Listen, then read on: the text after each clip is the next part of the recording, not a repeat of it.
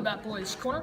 Today we have Fox Sports lead play-by-play broadcaster for the network's National Football League and Major League Baseball coverage, Joe Buck. Thank you for coming on. Billy, it's my pleasure. I've always wanted to be on this show, and I finally got on. I don't know how many times I've emailed you, I've called you, you've never returned my calls. I've stalked you, and finally I got to come on. So thank you, Billy. Thank you for making my dream come true. You've called a wide variety of sports besides baseball and football. Do you prefer broadcasting a sport more than another? I like the room to kind of maneuver and think and create in baseball probably more than football and golf, but you know, they're all different. I have two daughters, so I love them both equally. Just like I assume this is your father back here.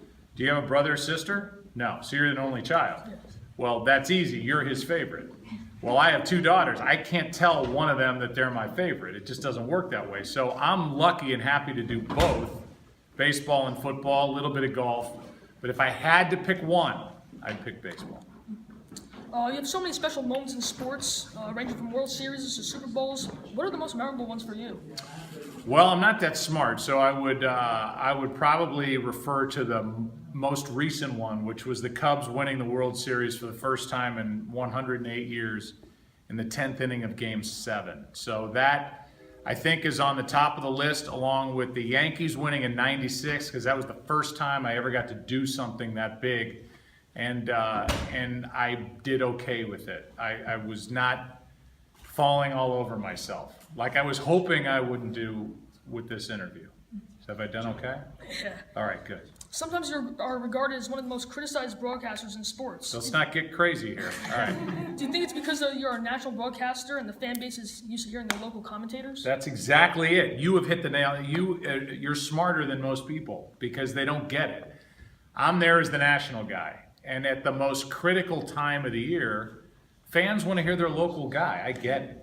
I'm a hockey fan, so I felt that way during the NHL playoffs. And the Blues, that's my team, got to the conference finals. And for as great as Doc Emrick is and Kenny Albert, and they're both friends of mine, I wanted to hear the guys that called the games all year, not the national guys. So I understand it. I don't take it personally. And, you know, whenever I'm gone, they'll be picking on the next guy doing it, and you'll be interviewing that person and saying, you know, you, sir, are the most criticized guy. Remember that Buck guy? He was all right, you know, now that I think about it. You are more criticized, but, you know, that's life.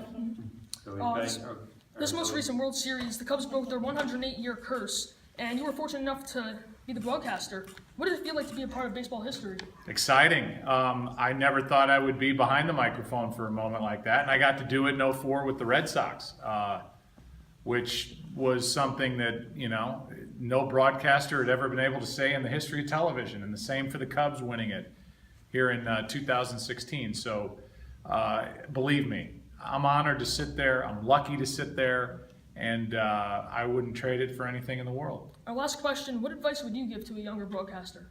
Well, first of all, you're scaring me because you're really good at this. So how old are you? 14. You're 14.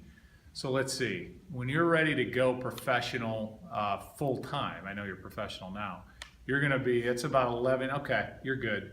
Be about 25 or so, ready to take my job. It's 11 years from now. I'll be 58. I'll be ready to walk off into the sunset. My advice to you would be to keep doing what you're doing. To have the guts to stand in this room and ask me questions in front of people.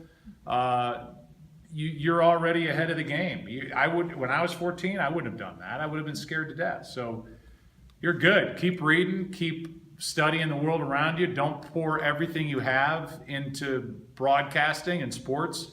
Learn about history, learn about politics, learn about something else. And that gives you a wider base to draw from. But I think you're going to be just fine, Billy. All right, thank you. All right, buddy.